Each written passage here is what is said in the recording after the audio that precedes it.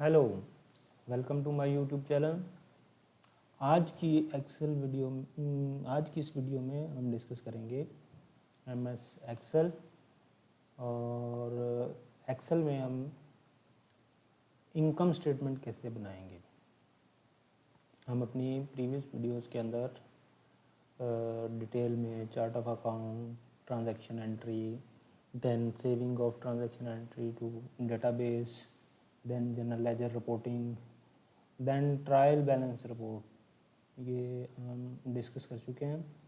और आज की वीडियो में हम इनकम स्टेटमेंट प्रिपेयर करना जो है वो सीखेंगे कि इनकम स्टेटमेंट हम कैसे प्रिपेयर करते हैं। तो चलते हैं अपनी प्रोजेक्ट की तरफ। इनकम स्टेटमेंट, ये हमने इनकम स्टेटमेंट का एक सिंपल सा फॉर्मेट रखा हुआ है। यहाँ पर हमें इनकम स्टेटमेंट जो है वो एक स्पेसिफिक पीरियड की सिर्फ रन करनी होती है। तो इनकम स्टेटमेंट रन करने के लिए हमने जस्ट डेट पैरामीटर्स दिए हैं।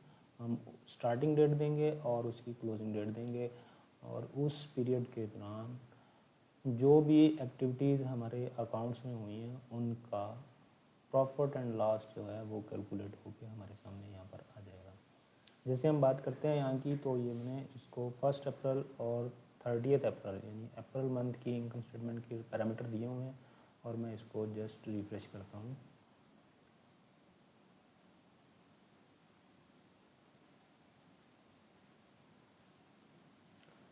तो ये हमारी अप्रैल की इनकम स्टेटमेंट जनरेट हो गई है। यहाँ पर हमने कुछ पहले टाइप्स दी हैं इनकम की है सेल इनकम और milk sale income. Then other income में जो है मिसलिनियस इनकम कोई हमारी है। देन ये टोटल रेवेन्यू आ गया 53,190।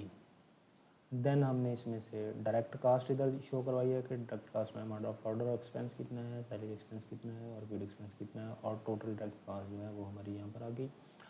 उसके बाद हमने यहाँ पर इनडायरेक्ट, ये हमारा ग्रॉस प्रॉफिट निकला है। उसके बाद हमने इनडायरेक्ट एक्सपेंसेस यहाँ पर दिए हैं, medication expenses, repair, maintenance, transportation, fuel वगैरह एट्सेट्रा। तो ये हमारे टोटल इनडायरेक्ट एक्सपेंसेस आ गए। और फिर उसके बाद ये total expenses, total direct cost plus indirect cost, और उसके बाद हमने उसका नेट प्रॉफिट कैलकुलेट किया है, जो कि हमारा यहाँ पर नेट प्रॉफिट 21,885 रुपये दिखाई दे रहा है। हाँ राइट, अब चलते हैं हम इसके VBA मैक्रोज की तरफ। तो हम देखते हैं कि इसका VBA मॉड्यूल कैसे वर्क करता है और उस VBA मॉड्यूल में हमने क्या क्या कमांड्स डिफ़ाइन किए हैं। तो चलते हैं हम अपने VBA मॉड्यूल की तरफ।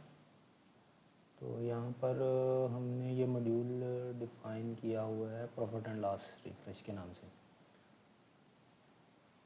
सबसे पहले हमने मॉड्यूल को स्टार्ट किया सब profit loss refresh. Then screen updating हमने फॉल्स कर दी, स्क्रीन अपडेटिंग हमें नहीं चाहिए। उसके बाद कुछ डायमेंशंस हमने डिफ़ाइन की हैं। अब ये डायमेंशंस क्या हैं, इनको हम डिस्कस करते हैं। डायमेंशन हमने डिफ़ाइन किया है सोर्स रेंज एज रेंज, क्योंकि हम डाटा एक सोर्स से उठा के उसको किसी और जगह पर लेके जा रहे होंगे।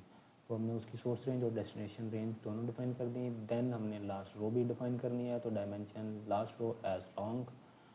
देन हमें फार्मूलाज भी अप्लाई करने हैं, तो फार्मूला अप्लाई करने के लिए हमने column letter as string, then formula to apply as string, then apply range as range, formula जिस रेंज में हमने अप्लाई करना है वो रेंज भी डिफ़ाइन कर दी। उसके बाद हमने एक और डायमेंशन यहाँ पर डिफ़ाइन किया है अकाउंट रो या नेक्स्ट रो, इसको आप नेक्स्ट रो भी कह सकते हैं। तो ये हमने रो एज लॉन्ग। देन हमने उसके बाद सम रेंजेस डिफ़ाइन की हैं। उसके बाद हमने criteria range as range define की है। Then criteria as string define किया है। Then result as table, result हम कह लें या सम वैल्यू, सम रेंज हमने डिफ़ाइन किया है तो सम वैल्यू जो है वो। तो ये हमने कुछ डायमेंशन, इनको डिफरेंट नाम से हमने यहाँ पर डिफाइन कर दिया। उसके बाद सबसे पहले हम प्रीवियस रिकॉर्ड जो है उसको क्लियर करने की बात करते हैं। तो शीट 6 है हमारी इनकम स्टेटमेंट। तो इनकम स्टेटमेंट में हमने उसको रेंज दी है B7 to H999। इसका हमें डाटा जो है वो क्लियर करना है। तो सबसे पहले हम शीट 6 में देखते हैं। ये हमारी शीट 6 है इनकम स्टेटमेंट की। तो इसको हमने B7 यहाँ से स्टार्ट किया है और H कॉलम, और उसके बाद हमने रोज़ काफ़ी सारी दे दी हैं ताकि वो डाटा सारा हमारा जो है वो क्लियर हो जाए।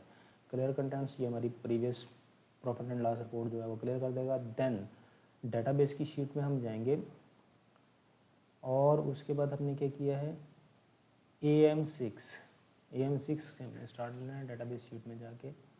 ये हमारी डाटाबेस शीट है और इसका AM जो है वो ये है AM। यहाँ से हम स्टार्ट करेंगे और शिफ्ट कंट्रोल डाउनवर्ड सिलेक्शन करेंगे, देन राइटवर्ड सिलेक्शन करेंगे। तो ये shift control down then shift control right. तो ये हमारा एडवांस फिल्टर जो रिज़ल्ट है, हमने एडवांस फिल्टर अपने जो क्राइटेरिया दिया उसके जो रिजल्ट सामने आए थे वो रिजल्ट सारे यहाँ से हम क्लियर कर देंगे। सिलेक्शन डॉट क्लियर कंटेंट से ये clear previous advance filter results. Then sheets database में ही रहेंगे और 87 पे जाएंगे।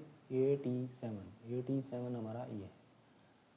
तो यहाँ पर हम चले जाएंगे और यहाँ पर भी हमने उसको रेंज दी है जी downward selection, shift control down और शिफ्ट कंट्रोल राइट।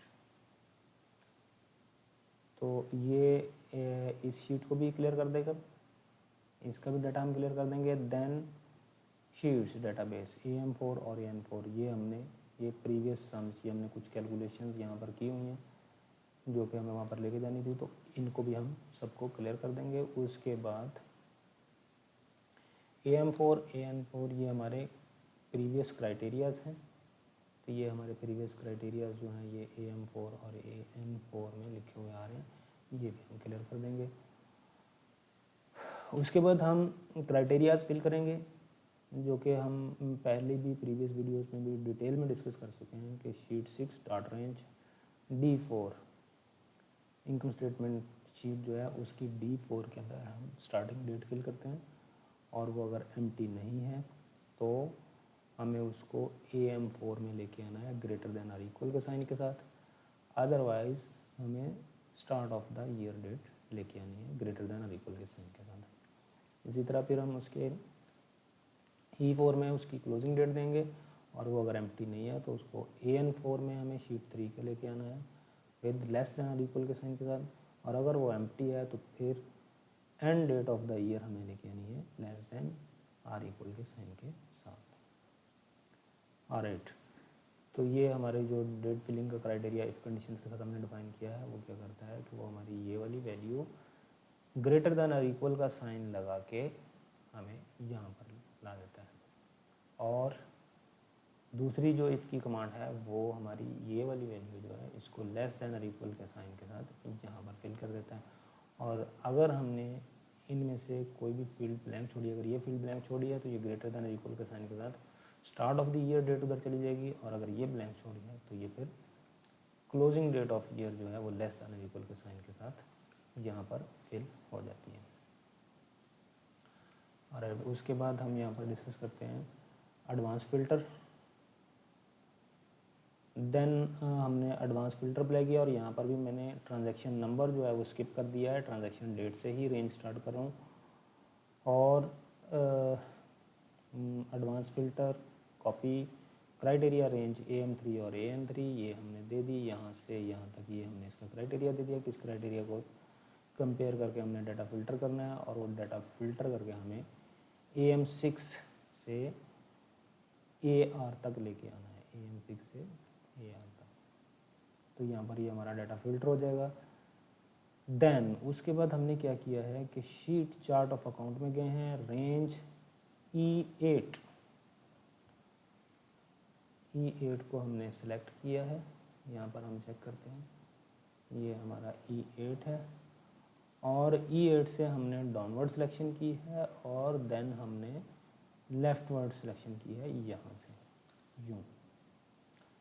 तो अब मुझे एक्चुअली में ये E7 से कर लेनी चाहिए ताकि यहाँ से यूँ और ऐसे ये मेरी सिलेक्शन हो जाए और उनकी हेडिंग्स भी आ जाए। यहाँ पर जो हेडिंग मेरी मिसिंग हो रही है, अगर हम यहाँ पर डेटाबेस की बात करते हैं तो ये देखें यहाँ पर हेडिंग्स जो हैं वो मिसिंग हैं, तो मुझे इनकी हेडिंग्स भी यहाँ पर कॉपी कर लेनी चाहिए।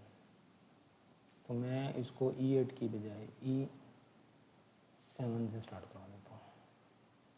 ऑलराइट, ये डाटा कॉपी हो जाएगा, सिलेक्शन हो जाएगी, उसके बाद डाटा कॉपी होगा और देन ये डाटा 87 पे जाके 87 यहाँ से हम इसको पेस्ट कर देंगे। तो ये हमारे चार्ट ऑफ अकाउंट कंप्लीट उसकी जो वैल्यूज़ हैं वो सारी यहाँ पर कॉपी पेस्ट हो जाएंगी। और ये पेस्ट स्पेशल मैंने जस्ट वैल्यूज़ पेस्ट की हैं, इसलिए ये इतनी लंबी सारी कमांड जो है वो लिखी हुई है, अदरवाइज़ जस्ट पेस्ट आना था। देन हमने क्या किया है, लास्ट रो डिफाइन की है। तो यहाँ पर अगर हम देखें तो ये सारी कमांड्स डिसेबल्ड हैं, ये मैं सारी डिलीट कर देता हूँ, इनकी मुझे कोई भी ज़रूरत नहीं है।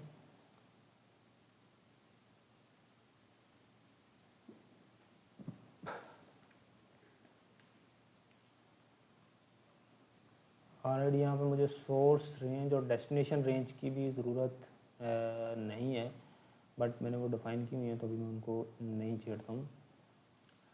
लास्ट रो की हम बात करते हैं। लास्ट रो हमने शीट 3 डेटाबेस में ही डिफ़ाइन की है और उसके AW कॉलम में हमने डिफ़ाइन किया last row, sheet 3 dot cell rows dot count AW column में। तो हम देखते हैं कि यहाँ पे हमारी डेटाबेस शीट के अंदर AW कॉलम है जहाँ पे हमने डाटा कॉपी पेस्ट किया था। तो इसके यहाँ से एंड से कर्सर ऊपर आते हुए लास्ट रो जो है वो कैलकुलेट करेगा और इस केस में हमारी 59th रो जो है वो लास्ट रो बन रही है।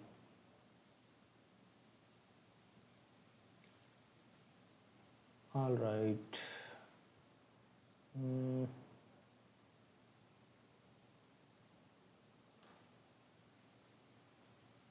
उसके बाद हमने कॉलम लेटर दिया है कि हमें जहाँ पे फार्मूला अप्लाई करना है उसका कॉलम इंडेक्स हमने दे दिया है AX, और यहाँ पर मुझे AX में कॉलम जो है वो फार्मूला अप्लाई करना है, तो ये हमने दे दिया है।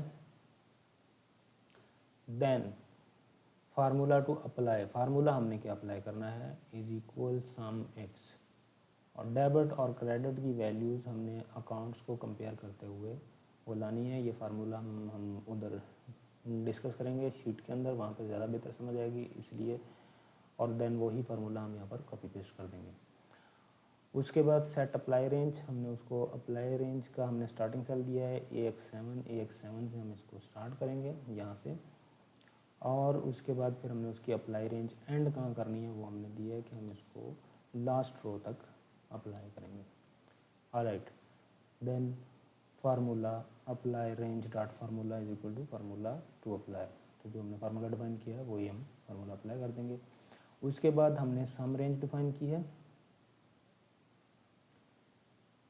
Set sum range is equal to sheet 3 dot range AX, sheet 3 dot range AX, ये जो है AX इसको हमने रेंज दे दी है। AX पूरा कॉलम हमने सेलेक्ट कर दिया है कि इस कॉलम का हम सम करेंगे, और इस सम को करने के लिए हमने क्राइटेरियाज भी देने हैं, क्राइटेरिया भी देने हैं। तो हमने किसी क्राइटेरिया के बेस पे सम करने हैं, क्योंकि हम सम इफ के फार्मूलाज लगाएंगे।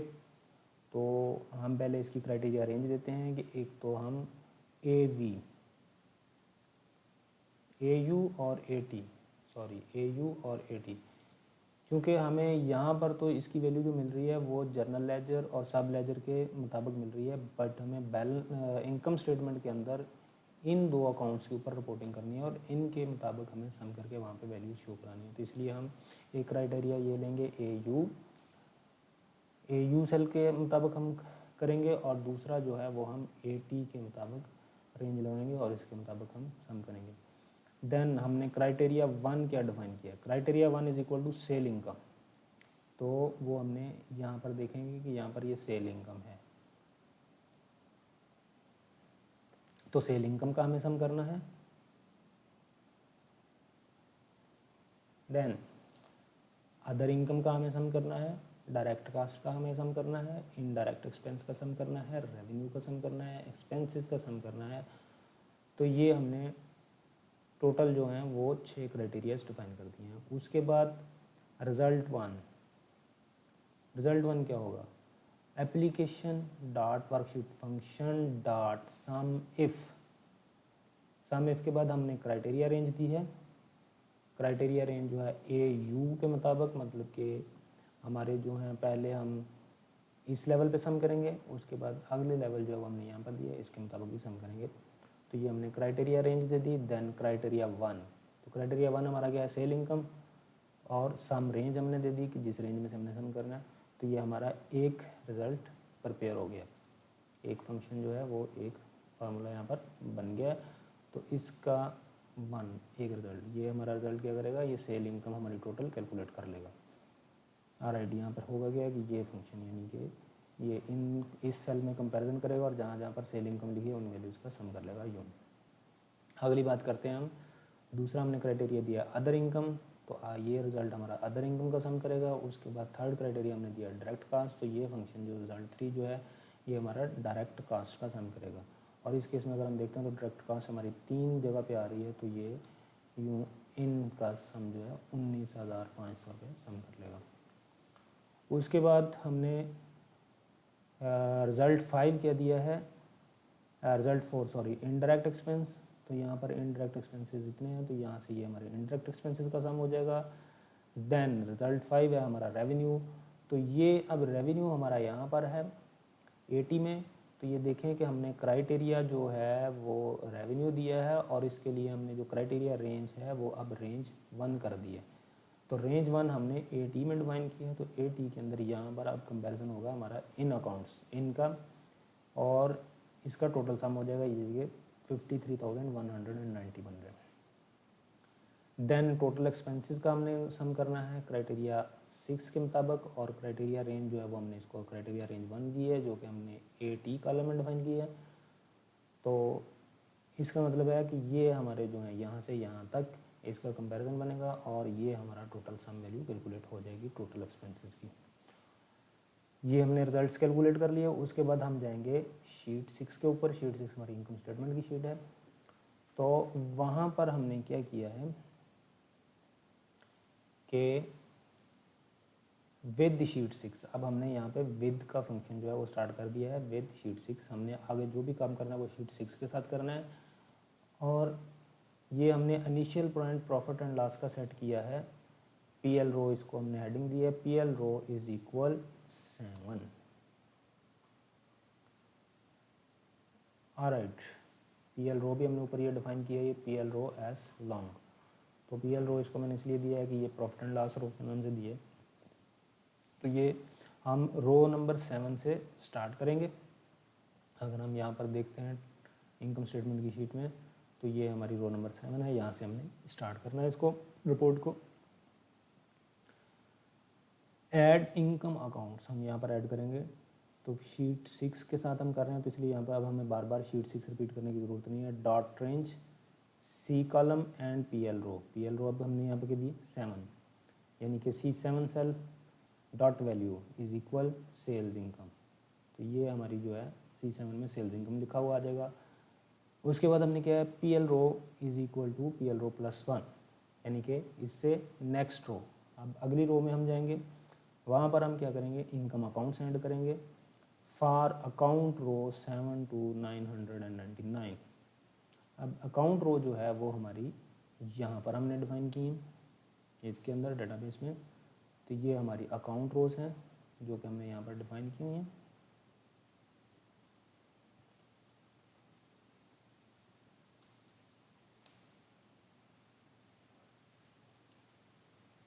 तो ये हमने रो की रेंज इसको दे दी है 7 to 99, यानी कि हमने 7 से स्टार्ट करना है और उसके बाद आगे यहाँ पर तक भी हमारा डेटा जाएगा।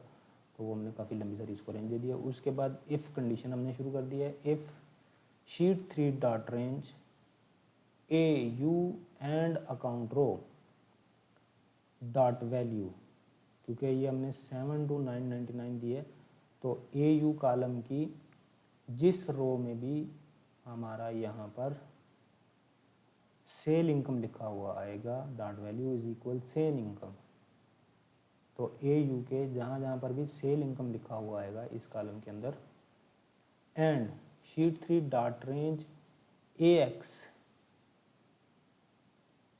And account row. अब हम बात करते हैं यहाँ पे AX, उसका सेम का जो है वो AX कॉलम और उसकी values, dot value is not equal 0। मान दो कंडीशन हमने लगा दी कि पहली क्या है कि जी AU में सेल इनकम लिखा हुआ होना चाहिए और AX के अंदर 0 वैल्यू कैलकुलेट नहीं होनी चाहिए। Then dot range D and PL row dot value. तो अब वापस हम इनकम स्टेटमेंट की तरफ आते हैं, तो D एंड PL रो, अब यहाँ पर हमने PL रो इसकी 1 कर दी है ना, तो ये 8 हो गई, तो यहाँ पर D8 dot value is equal sheet 3 dot range AV and account row dot value. तो ये हमारा अकाउंट नेम आ जाएगा। ये कमांड हम लिखेंगे तो इससे क्या होगा कि ये ऐसे हमारा यहाँ पर जिस भी अकाउंट के सामने वैल्यू 0 नहीं होगी उस अकाउंट का नाम यहाँ पर ले आएगा और उसकी वैल्यू जो है वो इधर ले आएगा। तो D कॉलम में हमारी उसका अकाउंट का नाम आ जाएगा और F कॉलम में उसकी वैल्यू जो है वो AX कॉलम से ले आएगा। देन हम इसके बाद PL row is equal to PL row plus 1। अब हम उससे अगली रो पे चले जाएंगे और इफ़ की कंडीशन हमने ख़त्म कर दी। उसके बाद next account row, then dot range D and PL row dot value is equal to total sale income. इससे अगली जो अब हमारी रो बनेगी उसके अंदर D सेल के अंदर हम लिखेंगे टोटल सेल इनकम, जैसा कि यहाँ पर लिखा हुआ आ गया है। देन हम बात करते हैं उसके बाद G और PL रो, ये वैल्यू G एंड PL रो, इसके अंदर हम क्या करेंगे, रिज़ल्ट 1 टोटल सेल इनकम जो है हमारी। अब हम देखें यहाँ पर हम वापस जाते हैं, तो ये हमने रिज़ल्ट 1 जो है ये सेल इनकम कैलकुलेट की थी, इसका सम किया था, तो यहाँ पर हमें ये रिज़ल्ट 1 जो है ये शो करवाना है। तो ये हमारी यहाँ पर टोटल सेल इनकम की वैल्यू आ जाएगी। उसके बाद फिर अगली रो पे चले जाएंगे। नेक्स्ट रो में C कॉलम में हम लिखेंगे अदर इनकम और फिर उसके बाद अगली रो पे हम दोबारा यही चीज़ रिपीट करेंगे और इसमें क्राइटेरिया जो है वो सिर्फ सेल इनकम की बजाय हमने अदर इनकम दे दिया है और अदर इनकम के जितने भी अकाउंट्स हैं और उनकी जितनी भी वैल्यूज़ हैं वो हमें शो करवानी है। तो ये फंक्शन यहाँ से दोबारा रिपीट होगा अदर इनकम के बाद। तो अदर इनकम के जितने भी अकाउंट्स के अंदर वैल्यूज़ होंगी वो यहाँ पर 1 बाई 1 प्रेजेंट होते जाएंगे। अब इसमें यहाँ पर सिर्फ एक ही अकाउंट में मिल्क सेल में वैल्यू थी और इसकी इनकम इसमें थी, तो ये वही एक एक रो ही आ रही है। देन नेक्स्ट रो में हम क्या करेंगे, total other income D column के अंदर ऐड करेंगे और G कॉलम में टोटल अदर इनकम की वैल्यू हम लेके आएंगे जो कि ये 890 आ रही है। अब ये हमारा रेवेन्यू का सेक्शन जो है वो ऑलमोस्ट पूरा हो गया, तो हम इससे नेक्स्ट रो में टोटल रेवेन्यूज़ C कॉलम में लिखेंगे, ये मैंने टोटल रेवेन्यूज़ लिखा। देन G कॉलम के अंदर हम इसका रिज़ल्ट 5 जो कि हमारी टोटल सेल इनकम है, टोटल रेवेन्यूज़ का जो सम है रिज़ल्ट 5 ये हमने डिफाइन किया हुआ, ये हम रिज़ल्ट 5 यहाँ पर ले आएंगे। तो इधर हमारा जो है वो टोटल रेवेन्यूज़ का सम आ गया। अब इससे अगली नेक्स्ट रो में हम क्या करेंगे कि हम यहाँ पर डायरेक्ट कास्ट के अकाउंट ऐड करना शुरू करते हैं। तो C कॉलम में हम सबसे पहले डायरेक्ट कास्ट का वर्ड लाएंगे। देन फिर वही कंडीशन आ गई कि हमने डायरेक्ट कास्ट के जितने भी अकाउंट हैं और उनके अंदर वैल्यू 0 नहीं है वो शो करवानी है, तो उसके लिए हमने वही कंडीशन दोबारा से कॉपी पेस्ट किया इधर। If sheet 3 dot range AU and account row dot value is equal to direct cost, कि अगर AU कॉलम के अंदर डायरेक्ट कास्ट लिखा हुआ है और AX कॉलम की वैल्यू 0 नहीं है, देन D कॉलम के अंदर उस अकाउंट का नाम आ जाएगा और F कॉलम के अंदर उस अकाउंट की वैल्यू आ जाएगी। तो ये देखिएगा ये फंक्शन हमारा ये काम कर रहा है कि यहाँ पर डायरेक्ट कास्ट के जितने भी अकाउंट्स हैं जिनके अंदर वैल्यू 0 नहीं थी वो सारे यहाँ पर शो हो गए और उनकी वैल्यूज़ यहाँ पर आ गई। और उसके बाद नेक्स्ट कॉलम में हम क्या करेंगे, डी के अंदर टोटल डायरेक्ट कास्ट का वर्ड लिखेंगे और यहाँ पर रिजल्ट 3 जो कि हमने टोटल डायरेक्ट कास्ट का सम डिफाइन किया था वो शो करवा देंगे। नेक्स्ट अगली रो में हम जो है वो ग्रॉस प्रॉफिट एंड लॉस का वर्ड बी कॉलम के अंदर लिखा हुआ लाएंगे और ग्रॉस प्रॉफिट हमारा कैसे तैयार होगा, रेडी होगा कि हमारा जो है वो टोटल रेवेन्यूज़, अब क्योंकि वो क्रेडिट वैल्यूज़ हैं और नेगेटिव में आ रही हैं तो टोटल रेवेन्यू इसमें प्लस कर देंगे हमारे total direct expenses, direct cost, तो ये हमारा ग्रॉस प्रॉफिट निकल आएगा। अब अगर हमारा रेवेन्यू ज़्यादा है तो ये नेगेटिव वैल्यू कैलकुलेट हो जाएगी और अगर रेवेन्यू डायरेक्ट कास्ट से कम है तो ये पॉजिटिव कैलकुलेट हो जाएगी और लॉस हो जाएगा। इसलिए मैंने प्रॉफिट को ब्रैकेट में लिखा है नेगेटिव और लॉस को पॉजिटिव लिखा है।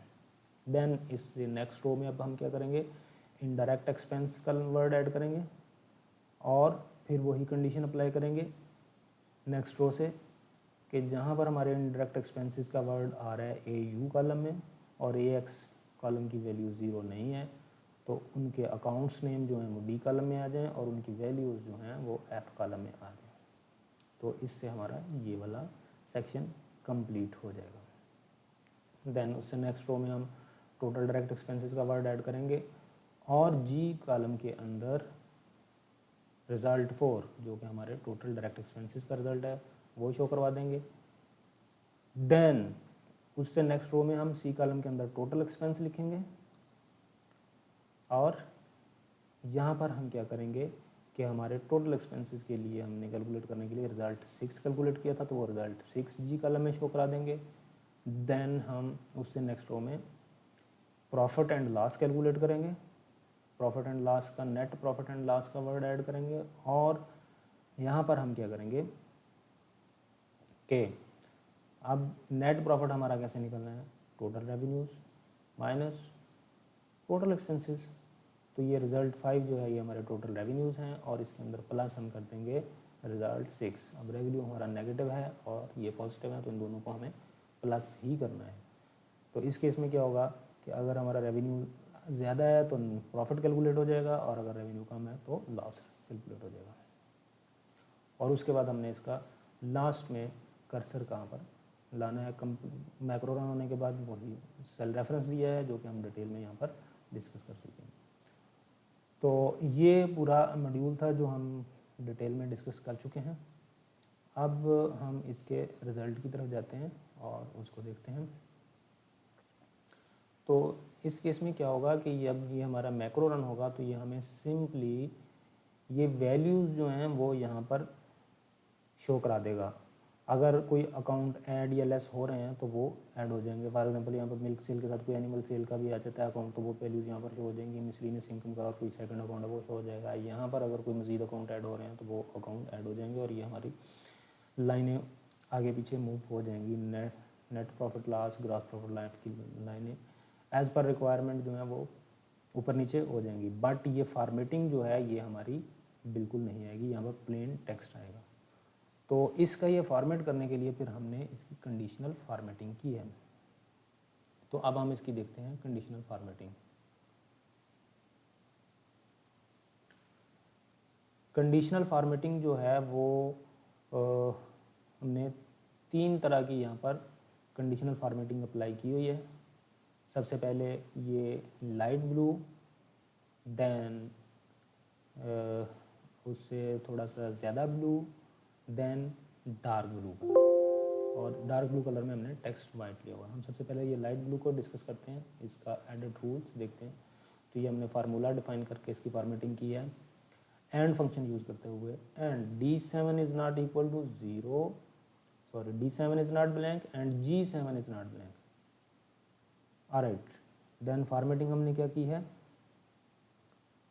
इसको फॉन्ट को कुछ नहीं किया, बॉर्डर हमने इसका जस्ट टॉप बॉर्डर लगाया है ब्लू लाइट ब्लू कलर में और इसको फिल किया है लाइट ब्लू कलर के साथ। Okay okay, apply. अब ये क्या है कि अगर हमारा D7 ब्लैंक नहीं है और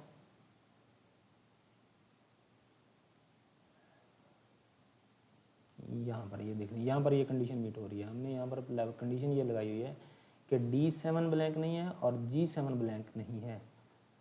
तो अब इस केस में हमारा D7 ब्लैंक है और G7 भी ब्लैंक है, तो इसमें यहाँ पर फॉर्मेटिंग नहीं होगी। इस केस में D7 ब्लैंक नहीं है बट G7 ब्लैंक है, तो यहाँ पर भी फॉर्मेटिंग नहीं होगी। इस केस में आगे कंडीशन मीट हुई है कि हमारा D7 और G7 ब्लैंक नहीं है, तो यहाँ पर उसकी फॉर्मेटिंग आ गई है। उसके बाद यहाँ पर फिर कंडीशन मीट नहीं हो रही, यहाँ पर फिर कंडीशन मीट नहीं हो रही, यहाँ पर कंडीशन मीट हुई है, तो ये फिर फेल हो गया। उसके बाद हम दूसरी कंडीशनल फॉर्मेटिंग की बात करते हैं जो थोड़ी सी ज़्यादा ब्लू कलर की है। इसको हम देखते हैं, तो यहाँ पर हमने क्या किया हुआ है, C7 is not blank and G7 is not blank. तो यहाँ पर हम इसको देखते हैं, इसकी कंडीशन हमने कलर थोड़ा सा ब्लैक कर दिया और बॉर्डर लगा दिया। ओके, तो यहाँ पर हम देखते हैं तो ये कंडीशन हमारी यहाँ आकर मीट होती है कि C7 is not blank and G7 is not blank. तो इस केस में हमारी ये वाली लाइन जो है इसकी फॉर्मेटिंग होगी। उसके बाद फिर यहाँ पर कोई कंडीशंस मीट नहीं हो रही, यहाँ पर दोबारा से पहले वाली कंडीशन मीट हुई, तो ये लाइट ब्लू हो गया। देन इस फॉर्मेटिंग को हम देखते हैं, तो यहाँ पर हमने कंडीशनल फॉर्मेटिंग ये की है कि B7 is not blank and H7 is not blank. तो देन हमने इसकी फॉर्मेटिंग ये की है कि इसको डार्क ब्लू फिल किया है और बॉर्डर इसका जो है वो अपर बॉटम दोनों बॉर्डर लगा दिए हैं। और फिर इसका हमने टेक्स्ट भी फॉर्मेट किया होगा, फ़ॉन्ट हमने इसका बोल्ड कर दिया है और फ़ॉन्ट का कलर हमने यहाँ पर वाइट कर दिया हुआ। ऑलराइट, तो ये हमारी टोटल कंडीशनल फॉर्मेटिंग है। अब ये वाली कंडीशन जो है इसकी वो यहाँ पर आके मीट हो रही है कि B7 ब्लैंक नहीं है और H7 ब्लैंक नहीं है, बाकी सब जगह पर तो ये ब्लैंक है। तो इसलिए ये वाला सेल हमारा इस कंडीशन के तहत फॉर्मेट हो गया और लास्ट में फिर ये दोबारा से ऐसे ही फॉर्मेट हो गया। तो ये कलर्स जो हैं वो हमने सारे यहाँ पर कंडीशनल फॉर्मेटिंग से किए हैं। That's it. तो यहाँ पर हम अपनी आज की वीडियो को क्लोज़ करते हैं और नेक्स्ट वीडियो के अंदर हम डिस्कस करेंगे बैलेंस शीट और उसके बाद ये हमारा प्रोजेक्ट जो है वो कंप्लीट हो जाएगा। Thank you very much. हमारे चैनल को सब्सक्राइब करें और वीडियो को ज़रूर देखें। Thank you.